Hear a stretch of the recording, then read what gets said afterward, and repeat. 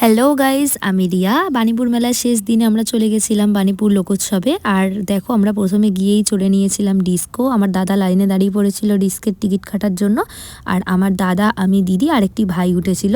তো আমরা ডিস্কোতে উঠে একটু ভিডিও করে নিচ্ছিলাম। আর আমার ভয় লাগছিল যে ফোনটা যদি পড়ে যায়, ওই কারণে আমি একটুখানি ভিডিও করে তারপরই ফোনটার সাথে সাথে পকেটে ভরে নিয়েছিলাম। আর এদিকে দিদি বসে বসে ভিডিও করছিল। এরপর আমরা ডিস্কো চড়ে তারপর নেমে পড়েছিলাম নিচে। আর ওর কাছ থেকে শুনে নিচ্ছিলাম যে ওর কেমন লাগলো এক্সপিরিয়েন্সটা। ওর ফার্স্ট টাইম এক্সপিরিয়েন্স ছিল। ও বলছে মাথা ঘুরাচ্ছে।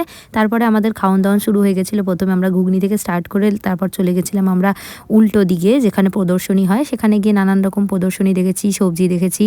আর এখানে দেখো সেলফি জোনে কি ভিড় ছিল, মারাত্মক ভিড়। আর সেদিন ছিল রবিবার।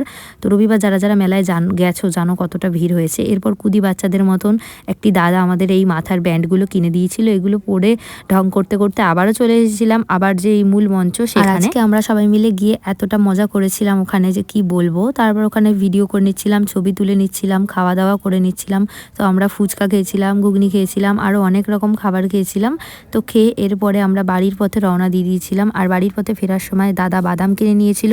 আর বাদাম কিনতে কিনতে দোকানের অর্ধেক বাদামই প্রায় খেতে খেতে ফ্রিতেই শেষ করে দিচ্ছিল। এরপরে আমরা চলে এসেছিলাম বাড়ি।